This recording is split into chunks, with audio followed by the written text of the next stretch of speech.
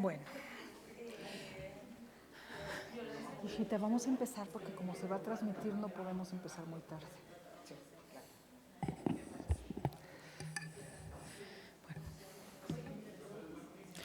Bueno, pues buenas tardes a todas y a todos. Muchísimas gracias por estar aquí. Las gracias son, por supuesto, primero a la doctora Ishita Banerjee por estar aquí, por presentar la ponencia, y también, por supuesto, a la doctora Carolina Abadía del Instituto de Investigaciones Históricas por comentarla. Bueno, voy a leerles algunos datos curriculares de Ishita, creo que nadie los necesita, me parece que todos aquí la conocen perfectamente. Estamos en transmisión, bueno, lo vamos a guardar, se transmitirá después, así que está muy bien que queden grabados algunos datos curriculares. Bueno, es doctora en Historia por la Universidad de Calcuta y profesora e investigadora en el Centro de Estudios de Asia y África del Colegio de México. Es además investigadora nacional nivel 3 del Sistema Nacional de Investigadoras e Investigadoras. Ha sido profesora visitante de varios sitios, el Max Weber Stiftung, Max Weber Forum por estudios surasiáticos, ha sido Fernand Braudel en el Instituto Europeo en Italia y profesora visitante en distintas universidades de India, Ecuador, Alemania, Estados Unidos. Debo decir que también nos visitó un tiempo aquí en el Instituto de Investigaciones Históricas y fue realmente un honor para nosotros y un gran gusto recibirla. Así que esta ya viene siendo tu casa, Ishita, cuando quieras visitarnos nos dará mucho gusto. Su trabajo explora cuestiones de religión, ley y poder, género, nación, ciudadanía, democracia, justicia, comida, identidad, emoción e historiografía en India y México, desde perspectivas de historia antropológica, estudios postcoloniales y género. Entre sus 6 libros de autoría destacan los 2 volúmenes de Una historia de India moderna, publicado por el Colegio de México en 2018 y 2019. Tiene también un trabajo muy interesante sobre los subalternos a lo largo de la historia y también otro de cultura culinaria, donde explora no solamente la comida, sino también las emociones. Bueno, pues muchísimas gracias de nuevo por estar aquí, muchas gracias de nuevo, Carolina, por aceptar comentar. Y bueno, pues empezamos con la presentación. Muy buenas tardes a todas y todos, y gracias en particular a mis compañeras, colegas, compañeras, amigas ahora ya, por hacer posible ¿cómo se llama? Este seminario interinstitucional que se llama Diálogos Itinerantes. Aquí presente, Aida Hernández fue la idea suya que lo hacemos itinerante y mover de una institución a la otra para que haya intercambio de opinión, ideas sobre un tema que, bueno, muy pertinente y muy relevante para todas nosotras. Entonces, muchísimas gracias. Elisa, ya tuve la, afiliación, apenas termino en finales de septiembre, aunque no pude, pues, sacar provecho total. Gracias al Instituto de Investigación Históricas, a Elisa Speckman y Carolina Abadía, y todas aquí, ustedes presentes aquí. Bueno, yo quizá voy a hablar un poquito más de media hora, porque en la última ya pusieron media hora. No sé qué tan extenso es mi texto, pero porque seguía trabajando hasta el último momento, ¿no? Entonces, sí, bueno, pues sin más, por el momento voy a empezar, ¿no? En la última sesión que mencioné, y muchos de ustedes estaban presentes, Aida Hernández nos dio acceso a realidades palpables, dolorosas y violentas que demuestran la enorme brecha entre la ley y la justicia ocasionada por la violencia y falta de responsabilidad por parte del Estado mexicano, ¿no? En mi intervención de hoy, intentaré explorar los desacuerdos entre la ley y la justicia generado por imperativos del Estado-nación, porque es muy importante que traigamos a colación el Estado-nación en la violencia, ¿no? a que se someten a todos los ciudadanos. Entonces, en mi intervención de hoy intentaré explorar los desacuerdos entre la ley y la justicia generado por los imperativos del Estado-nación, en este caso de India, y las intemperancias inherentes en la estructura y procesos del juicio legal institucionalizados. Aquí mis colegas van a poder decir mucho más que yo, no tengo ninguna base en derecho, pero es por mi interés. Bueno, esto nos ayudará a explorar los problemas sistemáticos imbuidos en la relación entre el Estado-nación, la ley, añadiré en el caso de India también la comunidad y los ciudadanos que impiden la justicia. Déjenme empezar indagando en las connotaciones de la ley y la justicia, porque siempre me gustan de dónde vienen las palabras, ¿no? De acuerdo con el Real Academia Española, justicia significa, y cito, principio moral que lleva a determinar que todos deben vivir honestamente. Significa también derecho, razón, equidad. Según el diccionario en línea de etimología, la palabra justicia aparece en francés en mediados del siglo XII con la definición, y cito, el ejercicio de autoridad para vindicar el derecho de asignar una recompensa o un castigo. Fin de la cita. Expresa también la cualidad de ser justo y equitativo, de tener rectitud moral y conformidad con la verdad. Viene de justicia en latín, que denomina honradez y equidad, y de justus, con connotaciones de rectitud moral y de ser justo. Las palabras en sánscrito y casi todas las vernáculas derivadas de sánscrito es nyaya, que también es un sistema de filosofía india. Bueno, es nyaya, a veces dharma, la palabra que se usa para el hindú dharma, pero significa realmente algo que nos sostiene moralmente y, en general. Entonces, también se usa dharma a veces, que lleva connotaciones muy parecidas de rectitud moral y equidad, y también la moralidad que gobierna al hombre. Siempre se hablan de hombre, obviamente, eso sí. En los dos casos, incluyen la persona encargada de ejercer o mantener el orden moral, es decir, algún tipo de juez. El ARAE define la ley como, y cito, regla fija a la que está sometido un fenómeno de la naturaleza y cada una de las relaciones existentes entre los diversos elementos que intervienen en un fenómeno. Fin de la cita. Su etimología viene de inglés antiguo, lagu, plural laga, que combina en la y simboliza ordenanza, regla prescrita por autoridad, regulación y algo establecido y fijo. Distintas palabras caracterizan la ley en sánscrito, vidhi, danda, vyavahara, junto con otras que marcan la diferencia entre distintos tipos de ley. Ley de la naturaleza, leyes del Estado, leyes para mantener el orden moral, que han repercutido en el empleo de diferentes palabras en las vernáculas.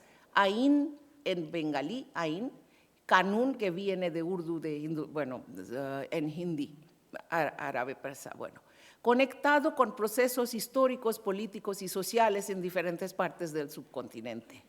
Y yo digo que quizá pasa lo mismo en México, no lo sé, pero en India, porque son muy conectados con los procesos históricos y políticos y sociales.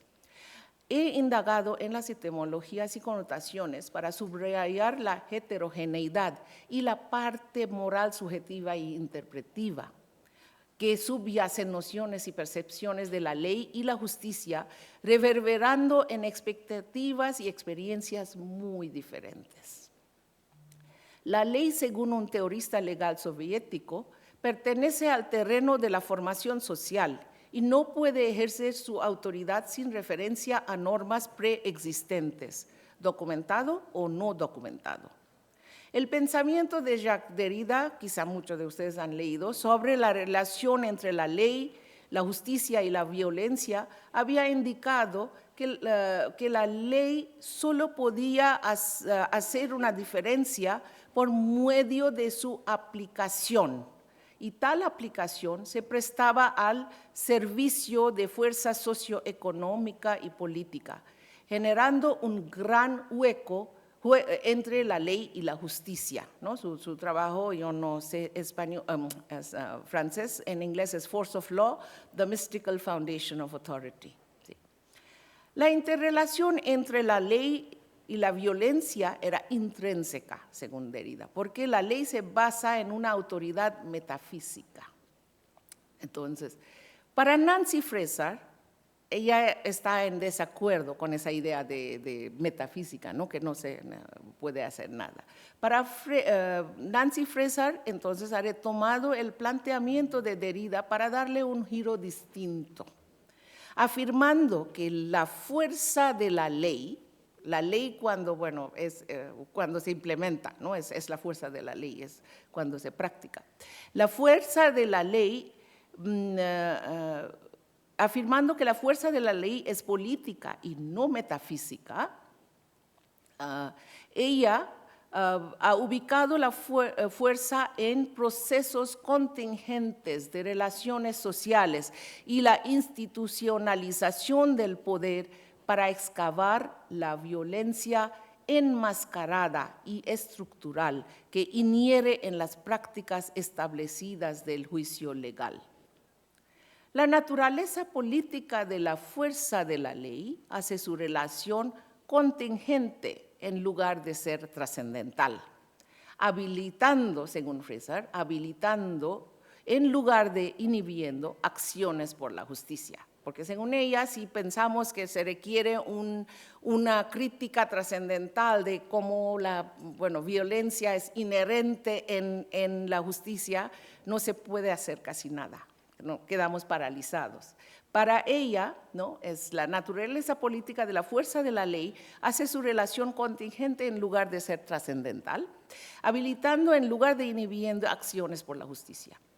Aprendiendo de Fraser, procuraré ir más allá de sus sugerencias en mi exploración del largo y tenso debate en torno a las leyes personales y el código uniforme en India.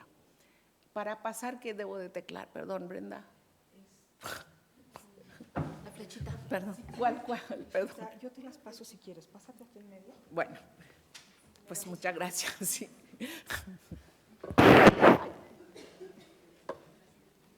Gracias, sí, perdón.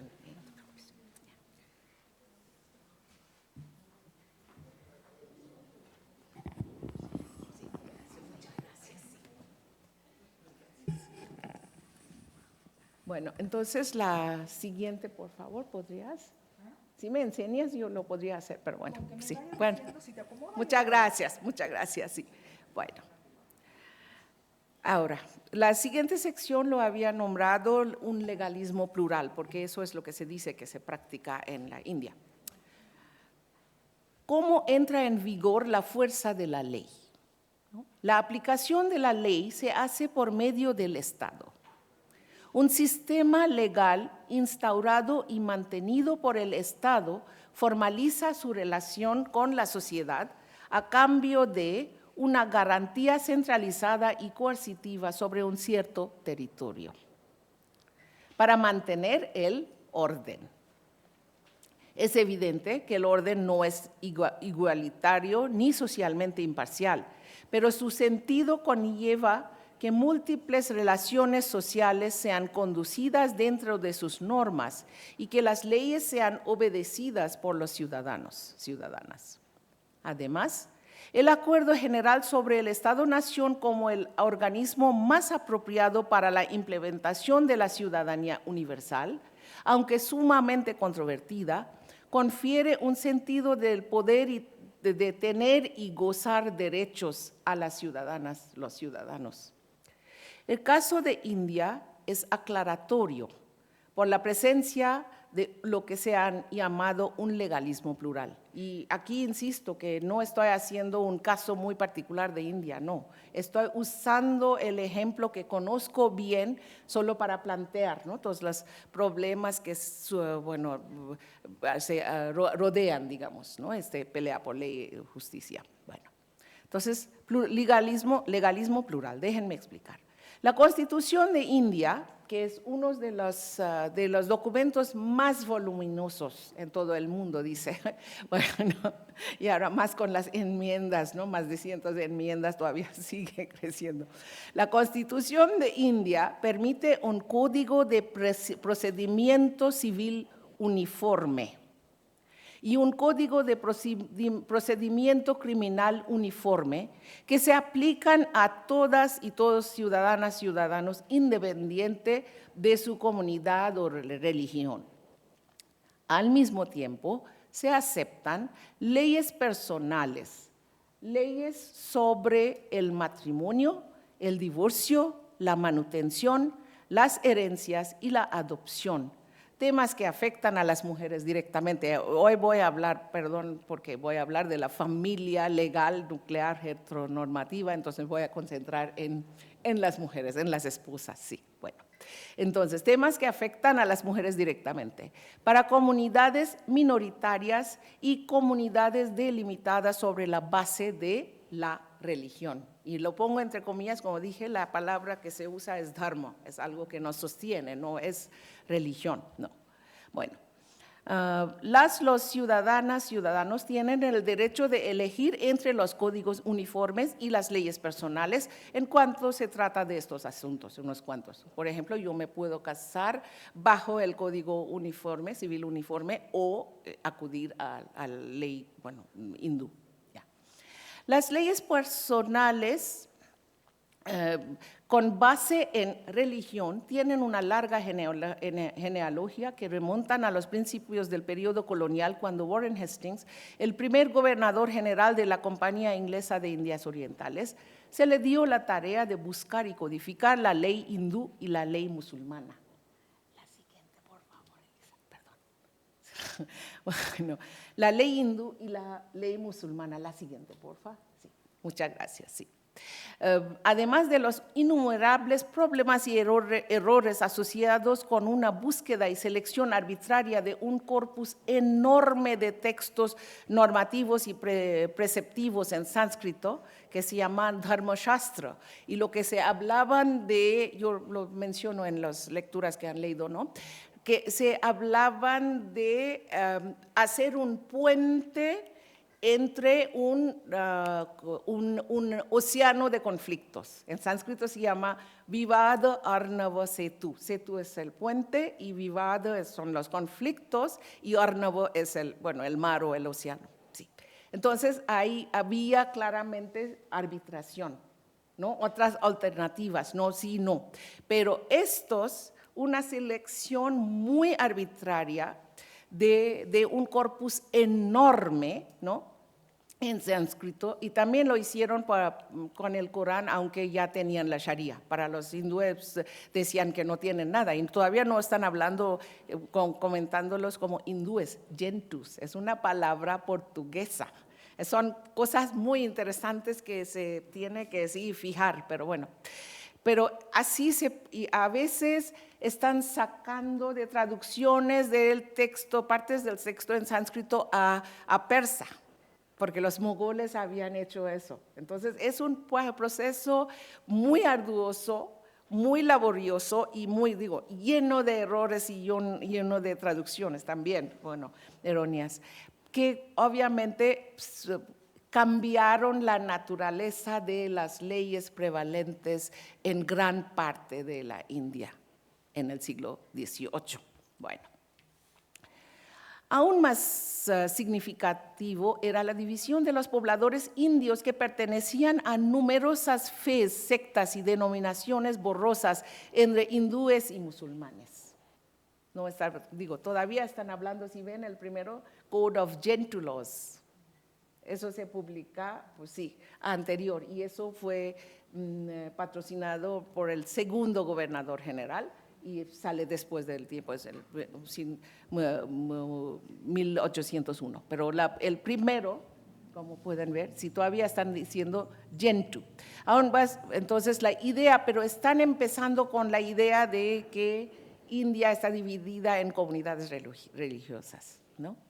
Entonces, y esto provino de la noción británica de que el pilar que constituía la sociedad india tradicional no era el individuo soberano, sino las comunidades primordiales constituidas por religión, casta, parentesco, raza y tribu. La búsqueda y codificación de las leyes personales fueron motivados también por el supuesto orientalista de que los habitantes del país necesitaban someterse a sus propias leyes en asuntos de su vida privada y de la comunidad. En realidad, la separación de una pequeña parte de la ley civil como leyes personales se basaba en la demarcación inglesa de la ley eclesiástica. Sí, y familiar. Y aunque el intento del gobernador general fue criticado por otros gobernadores británicos, se llegaron a ser perpetrado con la publicación de a Code of Gentoo Laws en 1776 y después a Digest of Hindu Law en 1801. Y es muy importante, como digo, fijar en cada palabra que usan términos. A code, a digest, entonces ya está cambiando por completo y hacen casi igual con el ley muhammadano, decían, Mohammedan Law, pero como los mongoles y muchos otros grupos de principados islámicos, de todos, ¿no? De turcos, afganos, muchos, ¿no? Estaban. Los mongoles tenían descendencia mongola, una parte, pero bueno, la que prevalecía era la ley islámica en general. Pero por otro lado, cuando se trataba de este tipo de asuntos, se basaban en las reglas informales y formales y en las costumbres de cada región. Entonces era muy variable y variante. Pero eso ahora ya quedó codificado así, con esta idea de que India está dividido en comunidades religiosas primordiales. Bueno, durante décadas, además, los jueces ingleses interpretaron y ejercieron este código, produciendo nuevas leyes anglo-hindú y anglo-musulmana. Ha habido muchos trabajos de cómo se está creando estas leyes, cambiando drásticamente la naturaleza y el modo de funcionamiento de las leyes y la justicia. Las consecuencias han sido de largo y muy potente alcance. Creo que todos sabemos qué está pasando en India ahora. Entonces, bueno, la categorización de comunidades sobre la base de la religión creó una ficción legal en donde hindúes y musulmanes pertenecen a comunidades homogéneas, que no es cierto para nada, y que siguen las leyes uniformes cuyo origen radica en sus respectivas escrituras. Eso era la idea de Hastings, por eso está buscando en las Dharmashastras. Bueno, esta distinción entre estatus, ley personal familiar y leyes civiles y criminales comunes, cabe hacer notar, prevalece en otros estados-naciones del Medio Oriente que han pasado por la colonización británica directa o indirecta y algunos otros que reconocen la presencia de varias comunidades religiosas entre su población. En tiempos de la independencia de India, las leyes personales habían estado en operación por más de un siglo y medio. No podían ser eliminadas. En efecto, se mantuvieron vigentes después de amargos debates en la Asamblea Constituyente que elaboró la Constitución en los años 1947 a 49, como un compromiso o una garantía para las comunidades minoritarias que el Estado indio habría de proteger. Y eso es muy, muy importante porque en eso se basa la idea del secular en India. Distancia neutral, objetiva de cada, religión. No sé, la Constitución no dice religión, dice conciencia, ¿no? Para las leyes ya. Pero bueno, distancia igual, pero también habrá que proteger. ¿Y cuál es? ¿En qué se están conservando? Hemos pasado por la tragedia enorme de la partición. Y la comunidad musulmana, que era grande, minoritaria, pero muy grande, bueno, se sentían de repente muy vulnerables y precarias. Y la aristocracia de esta comunidad, claro, se sentían antes que eran los gobernantes. Entonces, digo, son mezclas de, sí, y por eso lo dejaron tal como pero por la creación de Pakistán también dijeron, ya los musulmanes tienen Pakistán, entonces la mayoría hindú también queda con sus leyes personales. Puedes pasar a la siguiente, por favor. Gracias. Sí. Esos los de, para que puedan ver de dónde se forma, no está muy bien, muchas gracias. Código de Procedimiento Civil 1908, ¿sí? Y Código de Procedimiento Criminal 1973 es la que actualice India independiente, pero fue codificado en 1861, ustedes no saben esa historia, justo después de la gran revuelta de 1857. Entonces, ahí también da la idea de cómo están viendo la población india en total. Sí, ahí ahora ya necesitan un código penal de procedimiento para la población india. Bueno,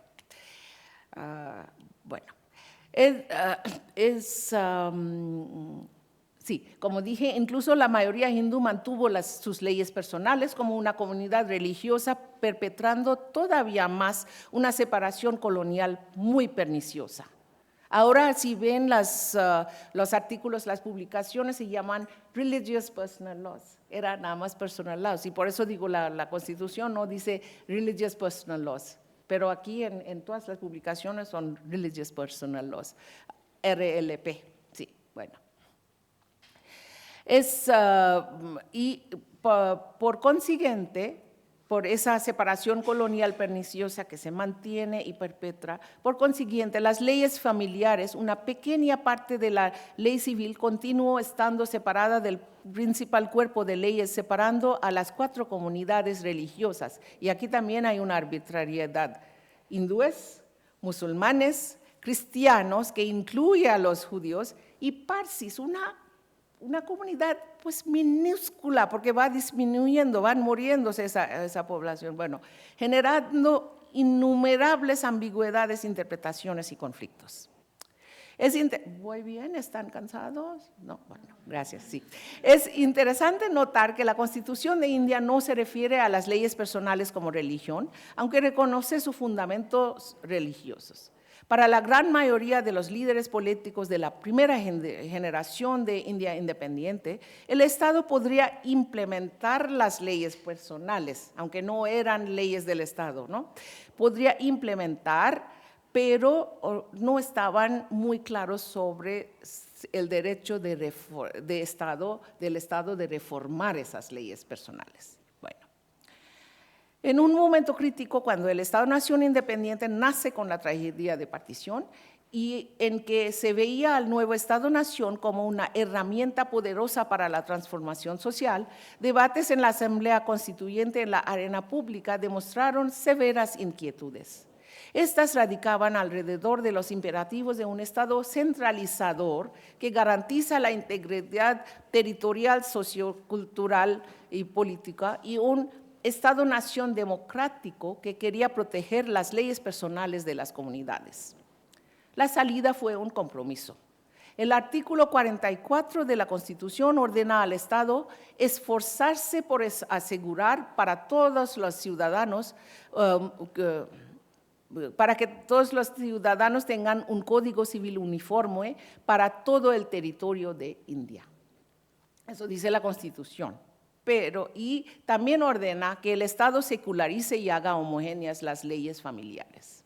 Este artículo es muy interesante, pertenece al parte 4 de la Constitución y está bajo los principios directivos de la política estatal, Directive Principles of State Policy. Entonces, son principios, entonces no realmente se puede implementar por la ley. Eso es lo que la Constitución dirige al Estado a hacer. Bueno, por otro lado, la ley, el derecho de practicar su conciencia, religión, fe, sin ningún obstáculo, se garantiza en la parte 3 de derechos fundamentales garantizadas por la Constitución. Entonces, ahí ven la ambigüedad, ¿no? Bueno. De hecho, hubo una legislación para reformar y homogeneizar el Código Civil hindú, iniciado, la siguiente, por el doctor B.R. Ambedkar, el líder Dalit, ¿no? Muy formidable, y también fue el presidente de la Asamblea Constituyente que elaboró la Constitución. Bueno. El propósito de tal legislación era dar uniformidad a costumbres y prácticas muy diversas y desordenadas de una comunidad enorme y sumamente heterogénea, con el imperativo de centralización e integridad nacional. No pensaban en las mujeres, aunque hablaban de que ya hay que dar más derechos, ¿no? A las esposas, pero eso era su propósito, sí. Bueno, pero al brindar unos derechos a mujeres casadas, como pueden ver, llegó a ser considerado y proyectado como muy progresista en cuanto a justicia de género, ¿no? Además, desde entonces, y sigue siendo esa la política de la derecha, ofreció un instrumento muy potente a la derecha hindú para atacar y reformar o erradicar las leyes personales musulmanes. Porque el objetivo del target de la derecha es musulmanes, no les importan las otras comunidades. Las leyes personales además se traducen como derechos culturales, porque se espera que aquellas salvaguarden la cultura, ¿no? de las comunidades minoritarias, haciendo al escenario aún más engorroso. La noción liberal de los derechos tiene su premisa en la idea del ciudadano individuo, como todos sabemos. Los sujetos de la ley internacional, también la ley internacional, ¿no? reconoce que la comunidad minoritaria deben de proteger su cultura, comunidad. Sí, bueno. Entonces, los sujetos de la ley internacional también son sujetos individuales, por ejemplo, personas que pertenecen a minorías, aunque es evidente que los sujetos de estos derechos no pueden ser tratados como individuos aislados y atomizados, y aquí estoy citando a Vinadas, ¿no? Pues para preservar y disfrutar su cultura, la sobrevivencia colectiva de sus tradiciones se convierte en una condición importante. Fin de la cita.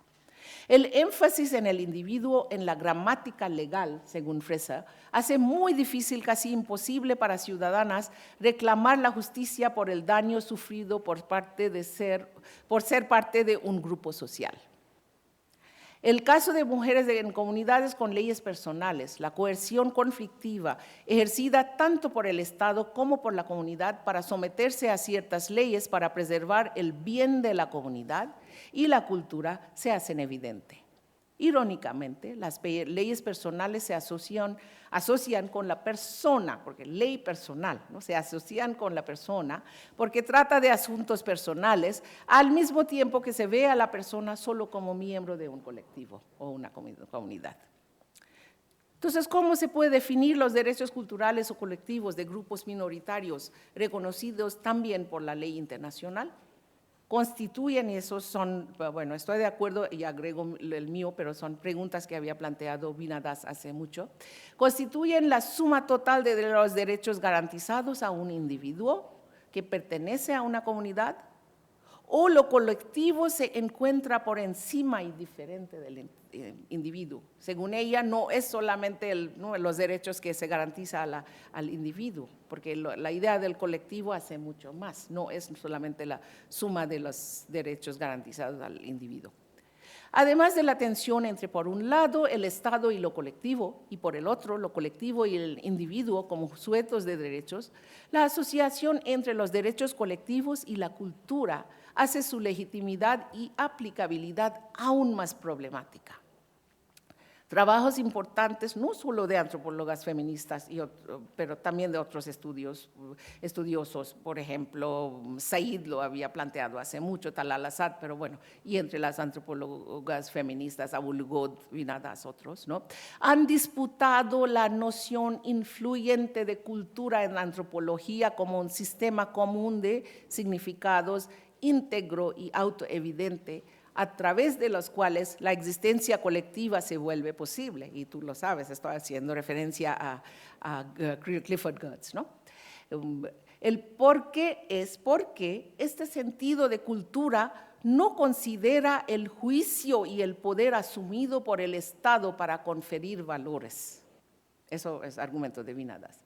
La comunidad, por su parte, para contestar tal hegemonía del Estado, tiende a valorizar y a hacer inflexible y uniforme diversas tradiciones culturales y distintos modos de identificarse con ellas.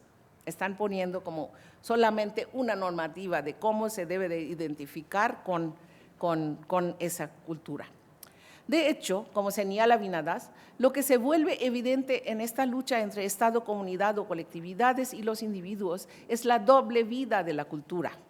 Mientras la cultura compartida, que casi siempre constituye una comunidad o el colectivo, ofrece un reconocimiento radical a la humanidad de sus sujetos, también conserva al individuo dentro de límites tan definidos y estrechos que la capacidad de experimentar con el sí mismo es puesta en peligro.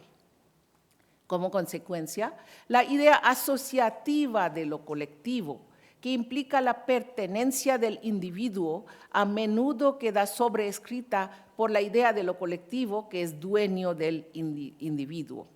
Esto impide seriamente el deseo de los individuos dentro de un colectivo o comunidad filiativa en inglés, ¿no? Filiative, comunidad adscriptiva, a la comunidad étnica o religiosa para formar alianzas con una comunidad afiliativa o asociativa, ¿no? Dice, por ejemplo, si queremos, que estamos tratando de esa sororidad, una comunidad de mujeres que piensan de manera igual o se identifican o se sienten, ¿no? Tienen experiencias iguales.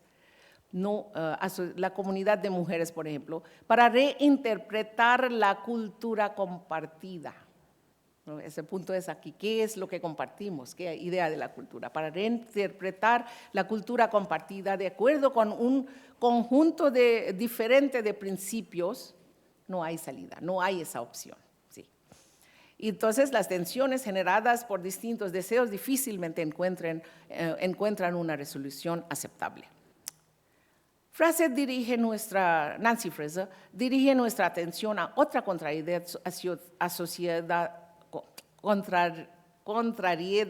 asociada con la cultura, es decir, el bagaje de presunciones culturales que subyacen los juicios y pronunciamientos tanto de los jueces como los que sirven en el jurado.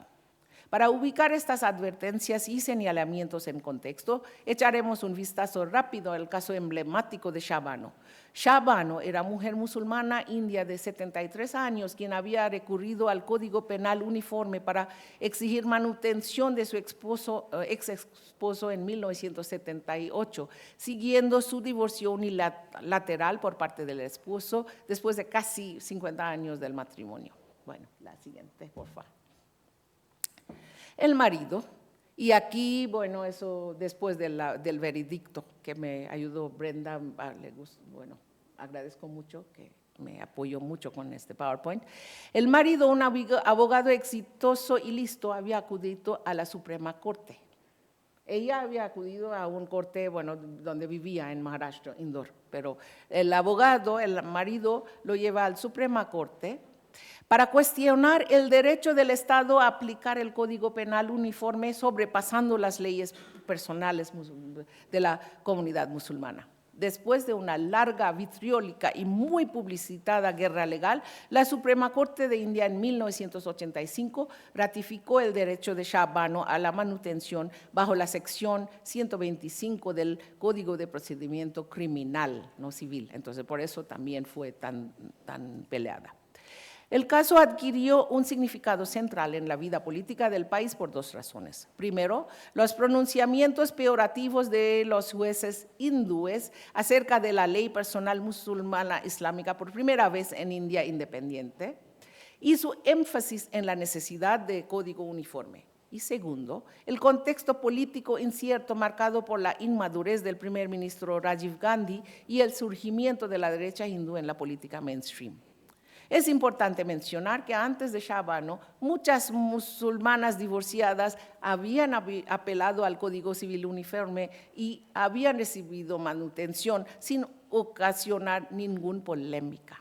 Y el intento de este esposo era precisamente preguntar, ¿no? Interrogar, que ya se estaban dando eso bajo el Código Uniforme a las mujeres musulmanas. Si quieren, podemos hablar de diferentes ideas del matrimonio entre, bueno, el hinduismo, cristianismo y el matrimonio islámico, ¿no? Entonces, eso no me da tiempo porque, ¿cómo voy de tiempo? No sé, no tengo. Ya son 10 para las 5. Bueno, no tengo mucho más, voy a ser muy, sí. ¿Sí? Bueno. ¿Cuánto necesitas más? Como otros... ¿Ya estoy otros 10 minutos? Bueno, gracias. Bueno, perdón, déjame porque estaba checando. Sí. El arduo juicio penal de Shah Bano fue incitado por el sensacionalismo mediático, las pasiones de la derecha y debates sobre el secularismo indio que permita la existencia de leyes personales religiosas. Entonces, no se hablaba del derecho de la mujer para nada, otra vez, ¿no? Ya. El secular, sí, India, qué tan secular es y todo eso, ya. El juicio se convirtió en una lucha por la identidad cultural de un grupo minoritario versus la necesidad de un código uniforme progresista y secular para la integridad nacional y en la década de los 80. Desplazó por completo el asunto fundamental del derecho de Shah Bano, divorciada arbitrariamente y no era capaz de mantenerse económicamente, ¿no? a la manutención. En medio de la controversia, Shah Bano se retractó comentando que no se quería ir en contra de su comunidad. La manutención prescrita por el veredicto era tan escasa que ella no hubiera podido mantenerse. Era 117 o 140 rupias, aún en los 80 no hubiera podido sobrevivir más que máximo una semana, digamos, ¿no? Con este dinero. Bueno, el veredicto y los comentarios del juez principal y el grito de comunidad en peligro por los miembros conservadores masculinos de la Junta Pan-India de Leyes Personales Musulmanas ilustraron lúcidamente el desacuerdo entre la fuerza de la ley y la justicia ocasionada por las suposiciones culturales de los jueces y la definición de la cultura impuesta por la comunidad. Los dos repercuten de manera violenta en las vidas familiares de mujeres casadas. El caso de Shah Bano subrayó los problemas severos que yacen en el corazón de la familia legal, reconocida como el Estado, ¿no? Como una persona, como una entidad jurídica, una familia legal como una institución muy inequitativa en cuanto a los derechos y la seguridad de esposas para mujeres en general. Tal precariedad se aplica también a los derechos de divorcio, adopción y las herencias. El caso mostró también cómo la familia constituye un sitio de conflicto entre el Estado y la comunidad por control sobre la esposa, suprimiendo por completo los derechos de mujeres como ciudadanas individuales. El pensamiento y las luchas feministas pasaron por un serio dilema para tomar posiciones a favor o en contra de Shah Bano y salieron mucho más maduras y reflexivas. Desde este momento llegaron a interpretar el asunto del Código Civil Uniforme desde otra óptica. Se dieron cuenta que la integridad nacional, en particular en la retórica de la derecha hindú, y su proyección de ellos mismos como secular y a favor de las mujeres, en realidad significaba la marginalización de todos los intereses e identidades no dominantes, en particular de la comunidad musulmana. Aún más significativo ha sido el cuestionamiento de la familia heteronormativa como el punto central de las leyes personales. A partir de los 90, el pensamiento y las luchas feministas se han caracterizado por una interrogación severa del Estado-nación y de la percepción de comunidades como entidades homogéneas. Ha habido una insistencia en los derechos humanos básicos para las mujeres y en la ampliación del concepto de la familia para incluir relaciones entre el mismo sexo y de parejas fuera del matrimonio. Un punto que dejaré para otra ocasión. Estudiosas y activistas han intentado aprender de las experiencias de esposas en distintas situaciones de agresión y vulnerabilidad dentro de la familia, generada por interpretaciones particulares de las leyes personales de cada comunidad religiosa. Han abogado por un código de procedimiento civil uniforme compuesta por partes más justas desde la perspectiva de género de todas las leyes personales. Tal código será respetuoso a los contextos y las discriminaciones y opresiones sufridas por las esposas y madres y haría las leyes familiares mucho más comprensivas.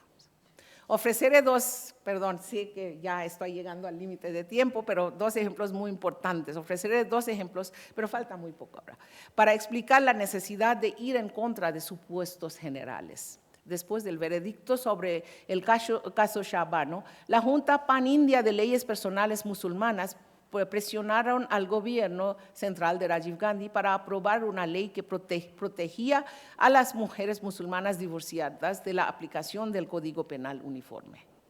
La siguiente, por favor. ¿Lo pusimos? Ah, sí, ahí está, el Acta de Protección del Divorcio, Mujeres Musulmanas. Gracias, sí. Tal ley, fuertemente criticada por todos los grupos de feministas y ciudadanas liberales, ha tenido una consecuencia totalmente inesperada. El trabajo de la abogada activista Flavia Agnes ha mostrado cómo algunas esposas divorciadas, sus abogados, junto con jueces empáticos, han logrado recibir un mejor trato de manutención, interpretando y jugando con la idea de la justicia islámica. El trabajo de Agnes sirve como una alerta continua en contra de no solo de ideas liberales, sino también de generalizaciones superficiales que rechazan las leyes de las comunidades religiosas sin examinarlas. El trabajo de Yefad sobre Pakistán también señala eso. Como he indicado, en general estas leyes se van en contra de la justicia de género, pero permiten sutiles maniobras y negociación. Y ahí entra Fresar de otra manera. El segundo ejemplo viene de las leyes personales. Ahora la siguiente, por favor. Gracias. Sí. El segundo ejemplo viene de las leyes personales de la comunidad Parsi, como mencioné, una comunidad pequeña de zoroastrianos, los seguidores de Avesta, que llegaron hace siglos desde Irán a India. Los Parsis son aceptados y estimados en general por ser muy educados, modernos y emprendedores. Ustedes seguramente conocen el nombre de la familia Tata, ¿no? Los Tatas son Parsis, sí. Bueno, para la derecha hindú, las Parsis forman la minoría idónea y sirvan para demostrar su tolerancia y secularismo. Irónicamente, las leyes personales de los Parsi son particularmente represivas en cuanto a las mujeres Parsi que contraten matrimonios fuera de la comunidad. Aunque va disminuyendo la comunidad demográficamente, los grandes patriarcas parsis y sus fundaciones siguen insistiendo que las mujeres parsis casadas con no parsis pierden su derecho completo de pertenecer a su comunidad. Esta regla aplica también a mujeres casadas bajo la jurisdicción de la ley particular de matrimonio, Special Marriage Act, que se promulgó en 1954, que permite a los cónyuges seguir con sus fes, ¿no? en casos de matrimonios interdenominacionales o religiosas. Bueno. Evidentemente, la excomunicación de mujeres tiene consecuencias graves para las hijas y hijos, resultado de tal matrimonio. Cabe señalar que un veredicto de 2012 del Tribunal Superior de Gujarat había denegado la petición de una mujer parsi, declarando con certeza, y eso es muy interesante, que todas las mujeres en todas las partes del mundo pierden el derecho de pertenecer a sus fes y comunidades al casarse fuera de la fe o la comunidad. Aunque parezca muy presumido, casi absurdo, la declaración tiene cierta validez. Y eso, por eso digo, estoy trayendo todos los problemas que no se discute en general, ¿no? Porque las decisiones de organismos religiosos, bueno, he indagado un poquito, muy poquito, pero las decisiones de organismos religiosas comunitarias siguen teniendo fuerza en casos de matrimonios interreligiosos e interdenominacionales en diferentes partes del mundo, porque no hay algo que define claramente, ¿no? Y casi en todos los casos va en contra de las mujeres en cuanto, bueno, el esposo dice no y la esposa también dice no, pero digo, sí sigue siendo, bueno, sigue teniendo esta confusión, no hay nada en claro y por eso quizá esta afirmación tan asertiva del tribunal, ¿no? Bueno, cuando la mujer Parsi llevó su caso a la Suprema Corte, se resolvió solo una parte de la apelación, otorgando a la mujer permiso para asistir a los ritos funerarios de su padre por acciones misericordias. Pues ya, nada más eso, ya. No pronunció nada importante sobre su reclamo, es decir, que tal excomunicación iba en contra de su derecho humano básico y el derecho fundamental de practicar su propia fe garantizada por la Constitución india. Para terminar, apuntaré brevemente los diversos procesos y caminos de luchas por la justicia asumidos por mujeres de diferentes sectores y comunidades y las feministas.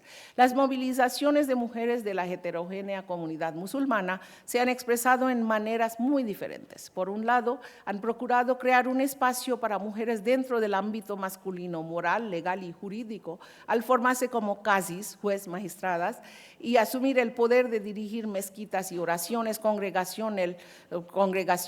y solemnizar matrimonios.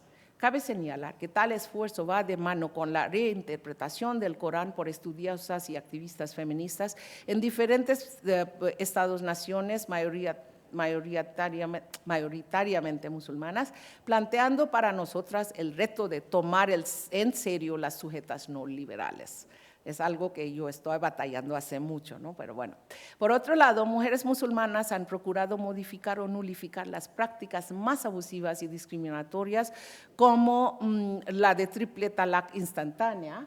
Esto lo que ven es mujeres, pero musulmanas, pero están comiendo dulces, es lo que hace cuando sale algo bueno. Después del veredicto que dice, ¿no? Que criminaliza Muslim Instant Divorce. Es instant divorce, no instantánea. Lo estaban haciendo por WhatsApp y por, pues sí, está bueno.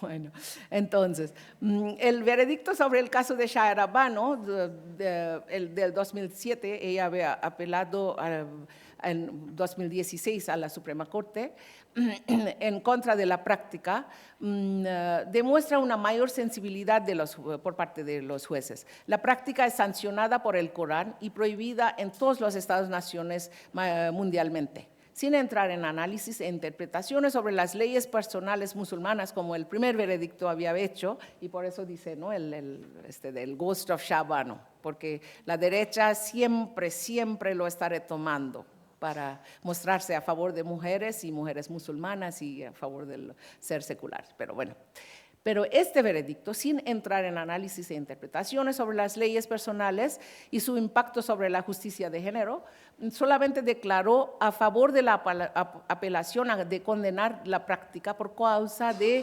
justicia total justice, ¿no? Empleando su poder de jurisdicción especial.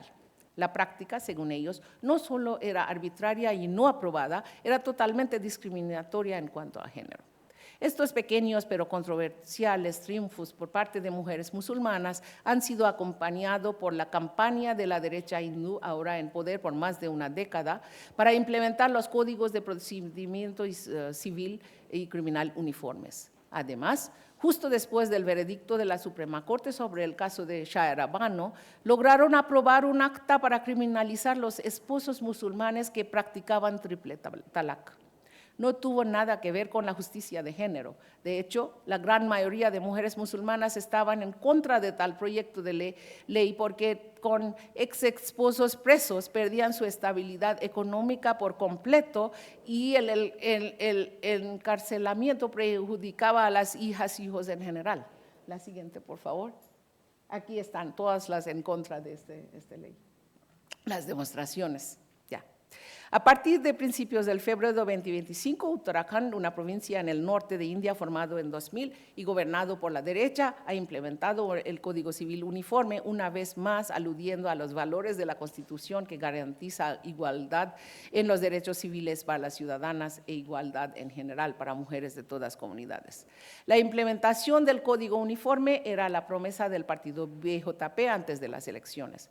Ha sido aplaudido por diferentes sectores de la población por incluir relaciones de convivencia, living relationships, en la aplicación del Código Civil, obviando por completo la parte punitiva. El Código Uniforme hace obligatoria el registro de relaciones de convivencia dentro de 6 meses de contratarlas, criminalizando a la pareja por falta de cumplimiento.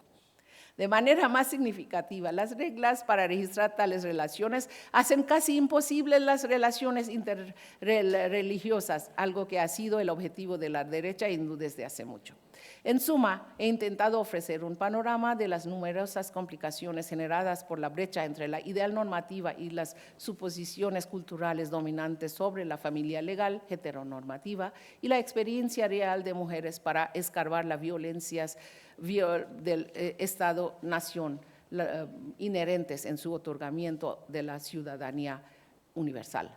He examinado un caso particular ilustrativa para impulsarnos a considerar críticamente los derechos liberales y las violencias e injusticias enmascaradas pero estructurales, imbuidas en la aplicación de la fuerza de la ley y su discordancia con la justicia, en particular la justicia de género. La última diapositiva. A pesar de las brechas y desacuerdos, las luchas y negociaciones siguen en la sombra de la ley, como dice mi amiga Srimati Vasu, ¿no? In the shadow of the law, porque como una salida limitada, pero casi la única salida que brinda pequeñas oportunidades de transformación social. Muchísimas gracias por su paciencia.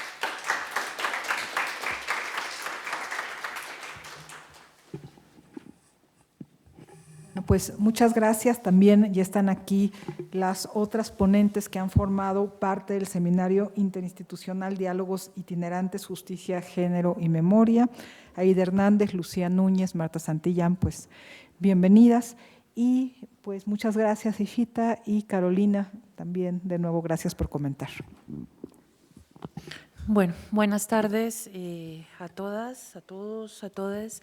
Pues es un gusto estar aquí. Gracias a Elisa por la presentación, a Ishita por permitirme estar también aquí. Voy a hacer mi comentario con base en las lecturas, sí, que fundamentan la presentación de Ishita, así como pues su propia exposición. Así que he trazado una hoja de ruta en 4 elementos esenciales que encontramos tanto en las lecturas como en la presentación. Lo primero es, en este caso, el problema medular que ha trabajado Ishita, y es el entendimiento de la ley y la justicia a partir del caso del cual es experta, que es la India.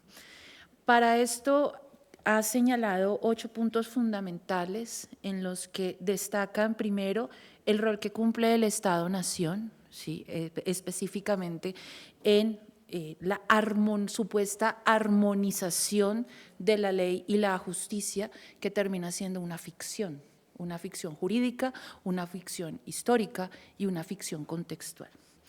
Aparte de ahí, estas ficciones que están pues ligados al rol del Estado-Nación ponen en el escenario la discusión sobre el liberalismo y las promesas inconclusas, creo yo, creadas desde el siglo XIX, sobre lo que se concibe como los elementos centrales del ejercicio político que tenemos tanto para el caso de la India como en general para el mundo global, que tiene en este caso, está ligada a la experiencia liberal.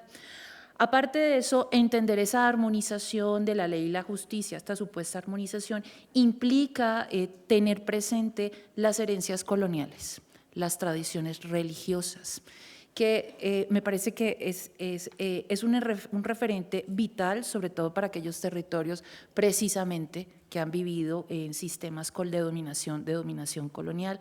En tanto, la tradición liberal no se funda de la nada, no se gesta nada más en el ejercicio de lo político, de la creación de los lenguajes jurídicos en el siglo XIX, sino que toma como sustento en este caso pues las tradiciones que provienen de manera local del mundo colonial.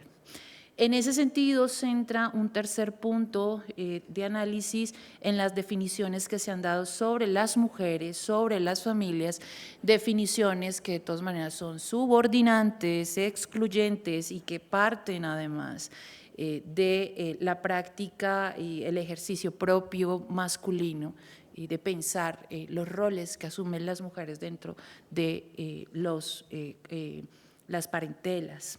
Así da también una idea que a mí me parece que es vital, que es fundamental para entender la propia historia de las mujeres, no solo en Oriente, sino en Occidente, que es el ligado a la variabilidad local, a las variaciones que presenta en este caso los roles de las mujeres, sus preguntas, sus discusiones, sus activismos, ¿sí? En tanto no son homogéneos ni tienen por qué serlo.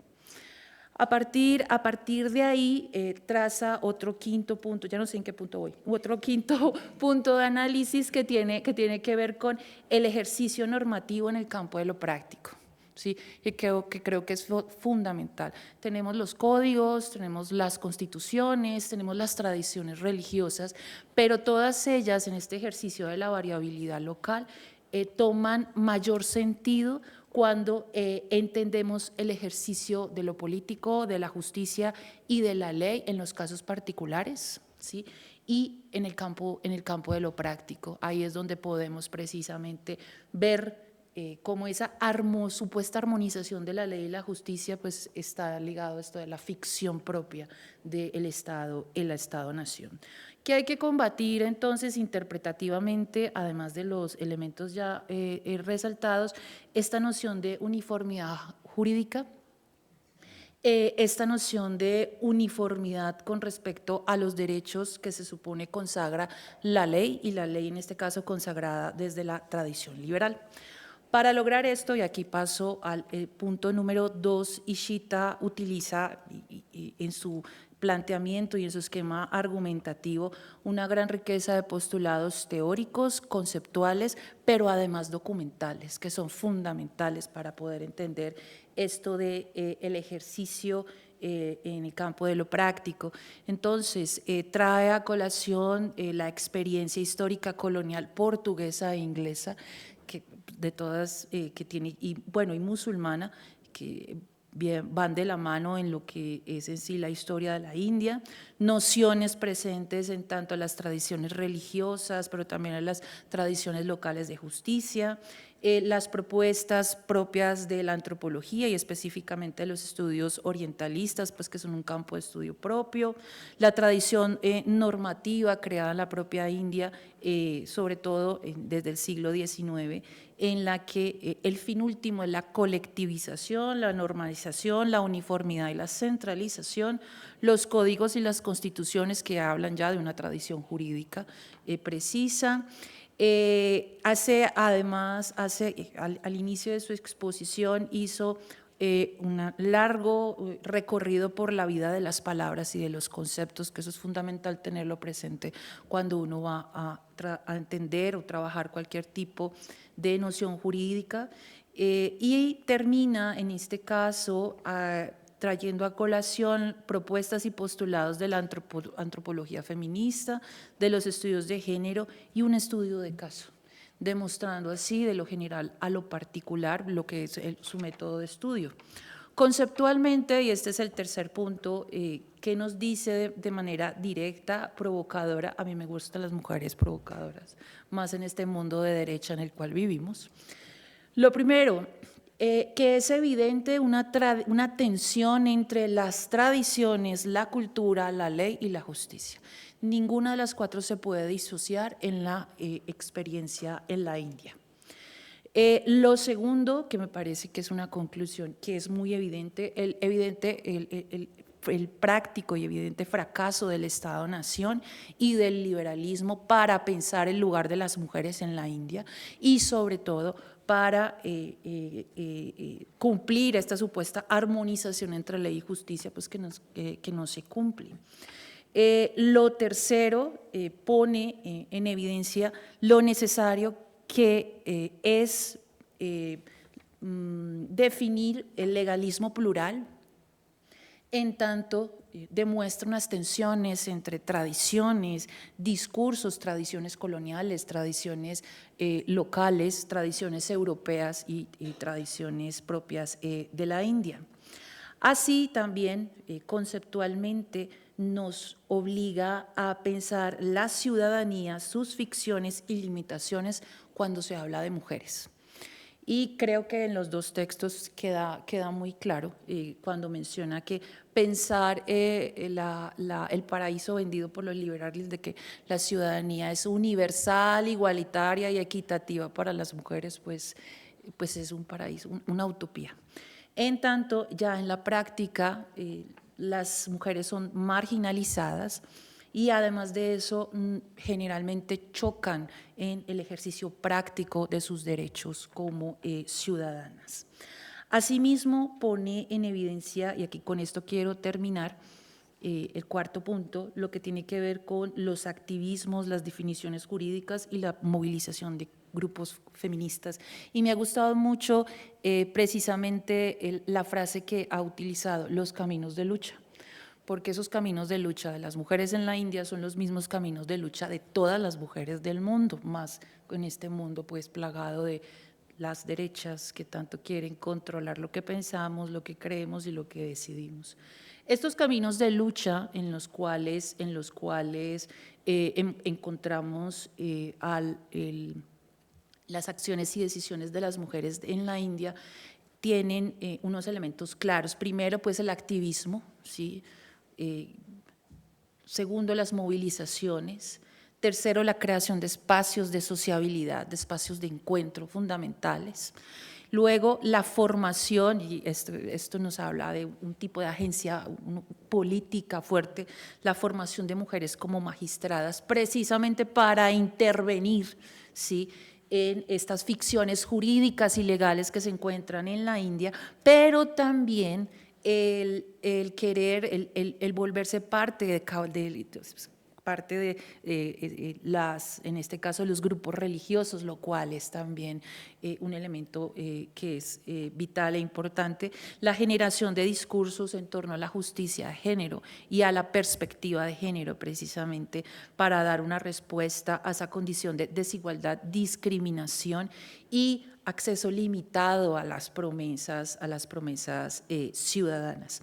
Lo que queda entonces, y ya lo cierro pues porque me imagino que hay preguntas, montones, lo que debe seguir, el camino de lucha a seguir, tiene que estar ligado en ese sentido a seguir construyendo prácticas, acciones, espacios, decisiones, solidaridades, sororidades en torno a la justicia de género, porque es la única estrategia y el único dispositivo que nos va en este caso a permitir superar estos espacios de exclusión jurídica y desigualdad tan limitante que viven no solo las mujeres en la India, sino en general del mundo actual. Muchísimas gracias. Muchísimas gracias, Carolina. Pues entonces abrimos una ronda de preguntas. Aida primero, a mí me gustaría también hacer algunas preguntas y juntamos varias. Bueno, primero decir que me hizo muchísimo eco a lo que venimos trabajando en México. Bueno, comentarle que México no lo venimos traduciendo como pluralismo jurídico. Es el concepto que se utiliza tanto en la justicia jurídica como en la sería interesante pensar por qué no decimos pluralismo legal. Pero quería hacer algunos paralelos porque es muy interesante del papel que las feministas están jugando aquí. Cuando se reconoce, en México el pluralismo jurídico que existe también es producto de la colonia, que ha mantenido esas formas de sistemas de justicia indígena como una forma del indirect rule que se hizo en África y en la India para controlar a estos pueblos. Esto se mantiene, pero se apropia como espacios de justicia. Cuando se logra que los movimientos indígenas luchen por la autonomía y pidan el reconocimiento para sus sistemas de justicia, el Estado-nación utiliza el derecho universal para negar. Pero ahí, y ahí va mi pregunta, en este momento, y estoy pensando en el 94 con los acuerdos de San Andrés, se empieza a decir que si los pueblos indígenas se rigen de acuerdo a sus sistemas normativos, que podríamos decir, si los musulmanes se rigen de acuerdo a su propia ley de familia, se van a violar los derechos de las mujeres. Se dice exactamente lo mismo para oprimir a una minoría, y es cuando el Estado-nación le preocupan las mujeres, que no le habían preocupado antes. Y es cuando la cultura se utiliza como argumento de símbolo de opresión y las prácticas de resistencia de las mujeres en esas minorías no se ven como cultura. Eso se ven como otra cosa, no sé qué. Y la ley liberal como la salvación. Y la otra cosa que es paralela, bien interesante, es que muchas de estas mujeres, como esas que tú nos muestran, cuando el Estado empieza a querer castigar a eso que muchas veces denomina usos y costumbres que violan los derechos de las mujeres, ¿verdad? Y castigarlas con cárcel, pues ellas dicen no, porque, y el caso más reciente que acaba de pasar es la ley que prohíbe los matrimonios infantiles en Guerrero y que quiere penalizar con cárcel a las madres. Entonces, dicen, bueno, nosotros no queremos, muchas mujeres indígenas jóvenes dicen, no queremos matrimonios infantiles arreglados, pero tampoco queremos que los viejitos los metan a la cárcel en Acapulco, ¿no? Que es la misma reacción aquí. No queremos esa ley, pero no queremos que metan a los maridos a la cárcel, porque finalmente el punitivismo que Lucía, pensando en los puentes con que Lucía nos ha estado cuestionando tanto, termina presentándose como alternativa. Entonces, bueno, solo para decir que hay muchos paralelos y que hay un dilema aquí muy importante, porque al final Carolina decía, la justicia de género, lo que pasa, eso se oye bonito, pero es muy problemático porque es multisemántico. ¿Qué entendemos por justicia de género? Porque para muchas de estas mujeres, el entrar a ser parte del aparato de justicia islámico es la alternativa y no los derechos de la CEDAW que llegan desde fuera. Y es lo mismo que está pasando. La ley para prevenir todas las formas de violencia hacia las mujeres en México, la ley Marcela Lagarde, que es vista como el gran avance de los derechos de las mujeres, es rechazada por muchas mujeres indígenas. ¿Y por qué es rechazada? Porque prohíbe las conciliaciones. Y en la justicia indígena, ellas están negociando con cómo influir en los procesos de conciliación. Entonces, aún esas leyes que parecen muy buenas y que parecen resultado de las luchas feministas, pueden tener una estructura colonial. Y yo creo que aquí el hinduismo, que habla en nombre de lo universal y del Estado-nación frente a las leyes de familia, que son vistas como lo cultural, ¿no? Se desculturaliza la nación y se culturaliza la minoría.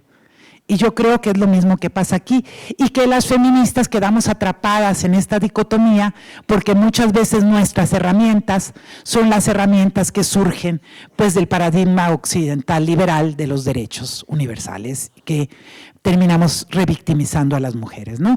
Bueno, solo te oía y veía todo la lucha que hemos dado en México, en donde las feministas nos hemos enfrentado. Porque hay un sector del feminismo que es abiertamente antipluralismo jurídico, porque piensan que el reconocimiento del pluralismo jurídico va a oprimir más a las mujeres indígenas. Y hay quienes planteamos que hay otros caminos que las propias mujeres nos están planteando, ¿no? Y bueno, y solo terminar diciendo que pensaba en el trabajo de Saba Mahmood, que fue mi compañera de generación que ya murió, que ha criticado mucho la visión liberal de persona que hay detrás de mucha de la agenda feminista, ¿no? Bueno, muchas gracias. Muchísimas gracias. Solamente quería agradecerte y a Carolina también, porque eso era mi idea inicial de iniciar este diálogo, ¿no? Bueno, con ustedes, todas ustedes, para ver las semejanzas y intersecciones. Muchísimas gracias, sí. Ya. Bueno, como no hay nadie más, entonces me doy la palabra a mí. Bueno, varias de las cosas que tú mencionaste, Aida, son cosas que justamente yo iba a mencionar, pero desde otra perspectiva, ¿no? Efectivamente, pluralismo jurídico. Ahora, es interesante porque tú hablas, digamos, desde otro acercamiento, que sería un poco la antropología jurídica, la sociología jurídica. Y yo voy a hablar desde la historia del derecho. Y entonces yo te puedo decir, es que a mí me parece que debe ser pluralismo jurídico porque ley se identifica con la norma expedida por el Estado. Entonces, si tú hablas de pluralismo legal, estaríamos hablando o restringiendo otra vez, por ejemplo, entre tratados internacionales, derechos estatales y demás. Y finalmente, el derecho sería mucho más amplio. Entonces, otra de las cosas que habría que cuestionar, y me parece como muy interesante, coincido en lo que tú estás diciendo, es que finalmente el derecho va más allá que la ley.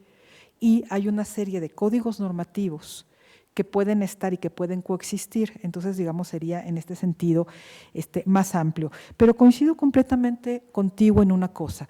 Solemos pensar que la ley emanada del Estado es aséptica, no interviene nada, es incluso como el punto final en un proceso evolutivo, el ideal. Y justamente… Por supuesto, y no pluralismo legal, porque el pluralismo legal sería más restringido que pluralismo jurídico, exactamente. Ese es un poco, por supuesto. O sea, el concepto es que se usan las dos, se usa pluralismo legal o pluralismo jurídico. Y hay, digamos, un poco esta discusión que cobra mucho sentido desde la historia, porque el asunto es que tú tienes, digamos, antes del siglo XIX, de las revoluciones liberales, finalmente tenemos un pluralismo normativo, y normativo y no legal, porque derecho expedido por los detentores del poder político coexiste con derecho no escrito, con derechos locales, con doctrina filosófica, con doctrina religiosa. Y entonces hablas de ley y derecho se convierte en sinónimo de ley a partir de que todo queda sin vigencia y el único derecho que tiene validez es el derecho expedido por el Estado. Entonces, digamos, como reacción y desde la historia sería, no hablemos de pluralismo legal, regresemos al derecho, el amplísimo contenido y dejemos de entender o de identificar a derecho con ley.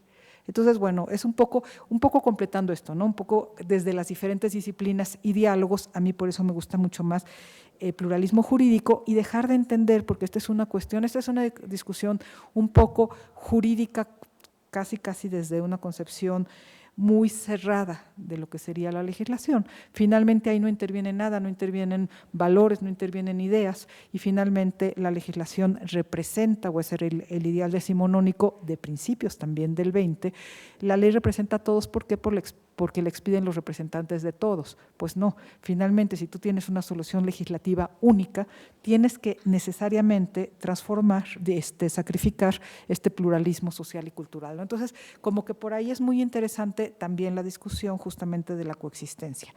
Ahora, yo iba un poco por ahí para llegar a lo mismo que tú dices. Esta discusión que es muy interesante de hasta dónde deben llegar los límites del respeto, en este caso leyes personales, en otros casos usos y costumbres. Y entonces debería imponerse los derechos de las mujeres básicos, si se debía hacer el límite o no, pero cuáles son esos derechos. Y me parece muy interesante a lo que tú también mencionas, Aida, porque entonces hasta dónde puede llegar el Estado, finalmente, porque tú dices, bueno, prohibición del matrimonio infantil. Las niñas, pues ahorita pierden un poco la voz, pero uno diría, hay que proteger a las niñas. Las mujeres jóvenes dicen, sí, muy bien, pero tampoco los queremos en la cárcel.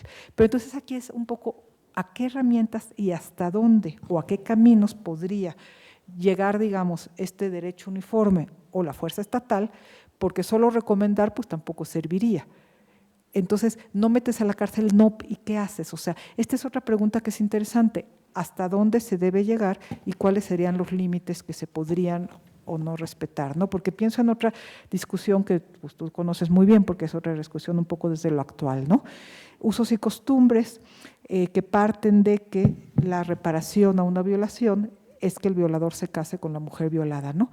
Entonces, bueno, ese tipo de cosas y hasta dónde y cómo, y creo que son cuestiones como muy interesantes y que obviamente se desprenden, por supuesto, de esto, porque además una de las preguntas y que me lleva a esto, Ishita, era, tú decías, bueno, se decide en cada matrimonio bajo qué ley, pero ¿quién lo decide? ¿Lo decide el hombre y la mujer?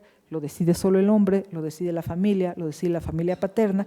Y otra cosa que a mí me daba curiosidad preguntarte es que si el origen marca lo siguiente, es decir, si se da un matrimonio dentro de la ley personal, tradición musulmana, eso obliga a que todo lo demás, que serían herencias, que sería derecho familiar y más, se dé dentro de la misma ley en la que la pareja o alguien de la pareja decidió fundar el matrimonio, o puedes tenerlo en diferentes momentos. Y la cuestión de la jerarquía me parece interesantísima, porque bueno, sí, la Suprema Corte pues sería más o menos, ¿no? Suena lógico que decida defender o que impere la ley uniforme sobre la ley personal, y estaríamos un poco otra vez lo mismo, ¿no? El derecho de la mujer sobre, muy bien, el derecho a la manutención.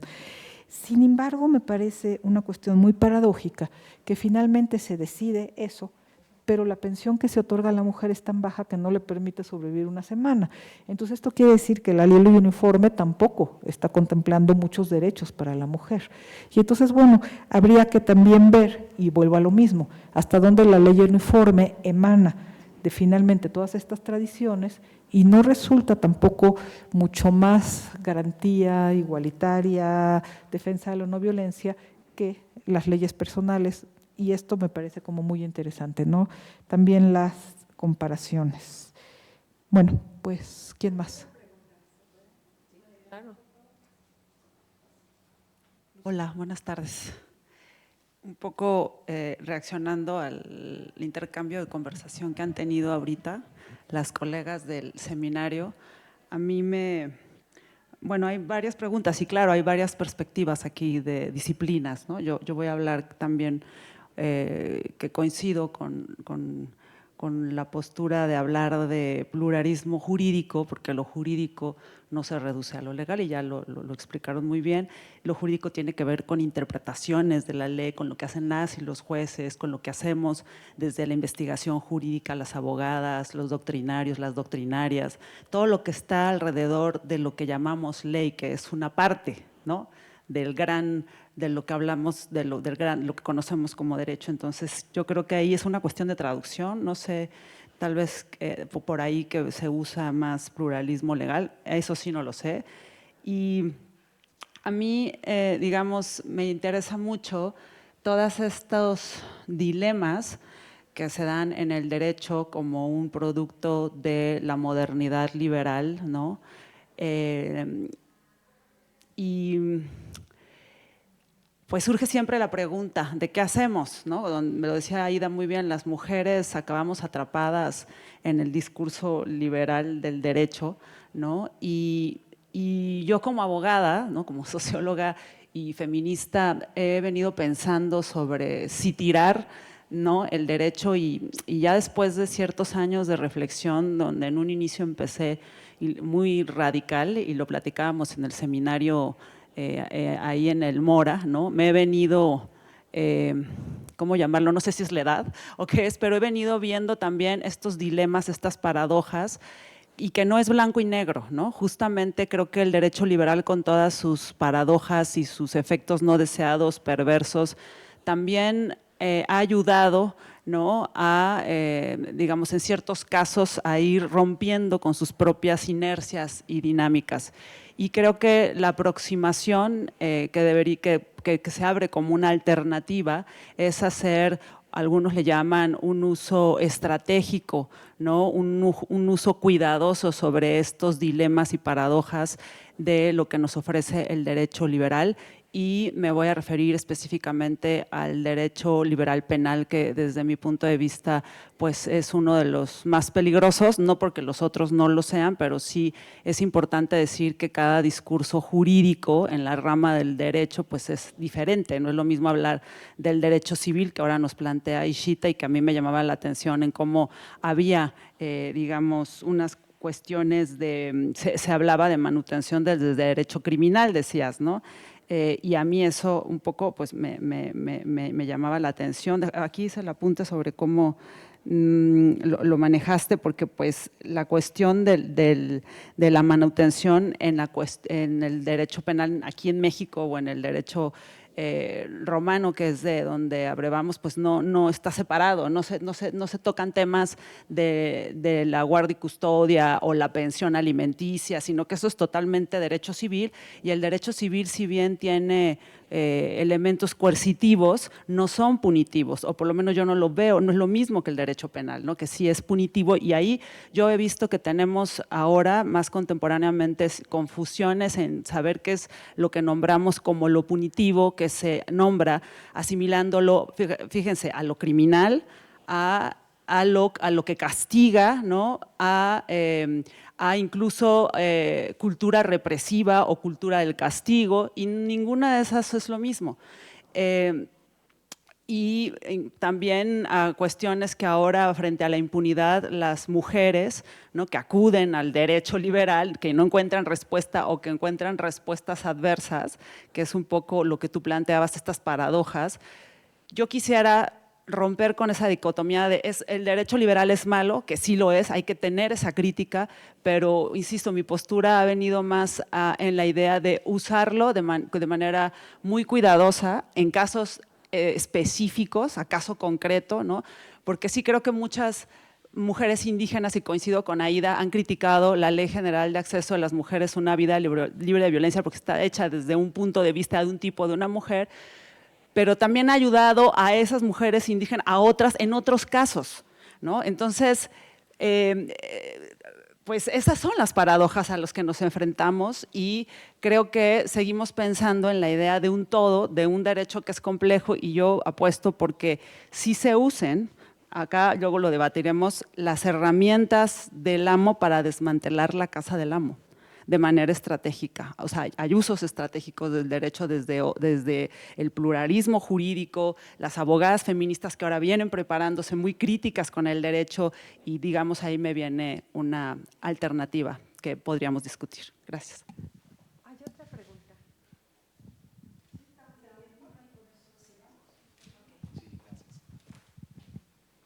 ¿Qué tal? Buenas tardes. Muchas gracias por esta presentación. Me pareció totalmente rescatable, muy importante todo lo que se menciona aquí. Mi pregunta, doctora Ishita, va más orientada a la aplicación de este Código Civil uniforme. Yo me pregunto, el Estado-Nación indio ha mantenido relaciones, yo caracterizaría polémicas, con diversos grupos religiosos. Mi orientación y el sentido de esta pregunta es saber cómo el Estado-Nación ha aplicado este Código Civil uniforme a poblaciones con las que ha mantenido relaciones polémicas, como lo son la población Sikh, la población en su mayoría que se encuentra en Punjab, ¿no?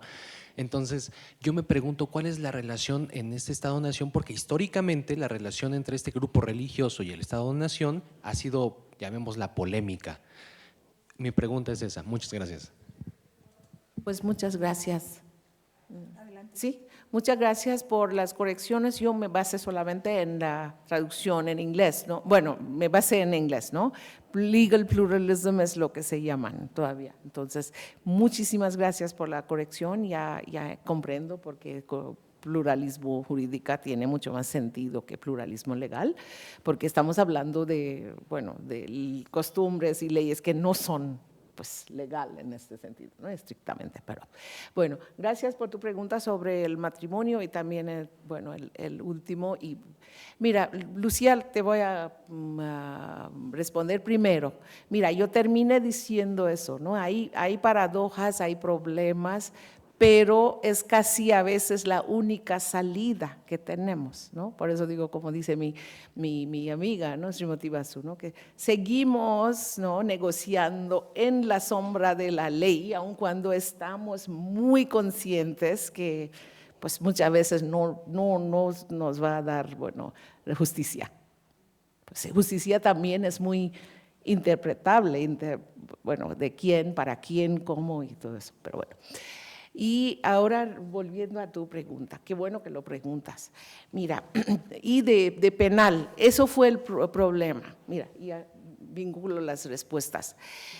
Según, bueno, el código hinduismo también se crea como un ismo en el siglo XIX, pero eso es otro punto que no debo de tocar aquí, porque eran diferentes caminos, ¿no? Algo que no sé si, ya. Y es solamente hasta principios del siglo, bueno, sí, primera mitad que están usando la palabra hinduismo. Sí, pero bueno, en las publicaciones. Pero según el hinduismo, pues entre comillas, y bueno, porque los cristianos el matrimonio es un sacramento. En Islam es un contrato. Eso casi nadie sabe. Y es un contrato entre, si escuchas a Flavia, te hubiera dado así como que no sabes que es un contrato. Por el contexto de cada situación. Y al ser un contrato entre dos personas adultas, no se fija en manutención. Hay un dinero que el esposo deja como edad para que cuando no funciona el matrimonio, da una parte al principio y luego el otro queda reservado y se paga cuando se disuelve el matrimonio, porque la esposa obviamente se piensa que puede casarse de nuevo. Entonces no está fijado manutención. Ahora, llegando a manutención, y con eso vinculo, la idea, por lo menos en Hindu Code, era, ¿por qué Hindu Code? De los ingleses, está muy claro que la familia, los hombres de la familia, puede ser padre, tienen que mantener a la hija o hermana o lo que sea, ¿no? Divorciada, que no puede sostenerse interesante, para que no se van a prostitución. Entonces, otra vez, no está pensado mucho en las mujeres. Eso era la idea. Y por eso, como dije, el abogado, el marido de Shabano, era listísimo, claro, era pues Y otra cosa, él es hijo menor de Shabano, le impulsó a acudir al código uniforme, porque no estaba fijado la manutención en la ley personal. Y tomando eso, ¿no? Que a una mujer que no se puede mantenerse, no está cumpliendo con su responsabilidad de mantenerse. Y en eso se vuelve, no sé cómo lo argumentaron, pero por eso ella también había recurrido al penal, porque no, es totalmente civil. Y una cosa más, se piensan, al penal nunca se pensó separar una parte de las leyes penales, nunca, obviamente, ¿no? Así que es solamente una pequeña parte de las leyes civiles que afectan directamente a las mujeres, es otra cosa, pero que se quedaron. Ya. Y por eso su esposo recurre a la Suprema Corte precisamente para cuestionar que cómo se está aplicando el Estado, el Código Penal, además, ¿no? Para forzarse. Eso. Y como está cuestionando eso, que sí el Estado o las jueces tienen el derecho de adjudicar las leyes sobre las leyes personales, es que da este veredicto el padre Chandrachud, pero bueno, no importa. Pero fue también no era nada, no debería de haber pronunciado así, porque ya en este momento como que impulsa toda esa en contra de las leyes musulmanas. Y aquí vuelvo a la última. Mira, cuando se piensa con esa división, como dije, con esa división en el siglo XVIII, están tratando justamente de desplazar la aplicación general de la ley islámica en grandes partes de India, porque eran los gobernantes, como dije, no solamente los mogoles, pero otros principados musulmanes también gobernaban. Y sí, y no en el tiempo de la independencia, pero hay una idea muy clara de la derecha que el sijismo es parte del hinduismo, lo declaran. Los sikhs no lo aceptan, obviamente, pero lo declaran. Y budismo también es como que no una corriente rebelde del hinduismo, y las jainas son muy pocas, pero de algún modo. Y por eso digo, habían solamente los 4. Y por eso dije es totalmente arbitrario, porque ¿por qué los parsis? Los sikhs y son mucho más grande como comunidad, ¿sí? Y después de, bueno, de Operación Blue Star y todo eso, se niegan a decirse como hindús para nada, ¿no? Entonces son muchísimas políticas que no se trata de. Y ahora volviendo a la última, la postura de de todas estudiosas y de mujeres también, ir caso por caso, porque esos dilemas no hay, pero han insistido en eso, que no se aplique algo uniforme en el sentido que algo sea hindú, porque el código hindú también tiene muchísimos problemas, ¿no? Que sea algo que realmente tome las mejores partes de cada ley personal de las comunidades y otras cosas, por ejemplo, de live-in relationships, ¿no? Están todos, si lees los artículos y en los informes, en media completamente controlado por la derecha, pero es como que están aplaudiendo, ¿no? Es como, qué bueno que ya están tomando tanto en cuenta las mujeres. No, para nada. Sí. Entonces, la política es totalmente diferente. Ha habido, violencias directas, killings de interfaith marriages, ¿no? Una mujer hindú con una musulmana, no solo musulmana, Dalit. Así que, digo, es muy, muy, muy preocupante la situación, no digo solo en India, como, todo el mundo, y hay que ir caso por caso y contextualizando, ¿no? Y dar pasos así, porque también se han jugado con la idea de justicia islámica. Entonces, sí, la ley, el derecho liberal nos ha dado algo, también ha dado la ley islámica. Estoy totalmente de acuerdo contigo. Eso no niega que dentro de las comunidades indígenas no hay prácticas que violentas a las mujeres, absolutamente. Eso es el problema con algo valorizado, romantizado, totalizador. Y no hay una solución, Pero hay que plantear hay que plantear esas preguntas continuamente, ¿no? Bueno, muchas gracias. Sí.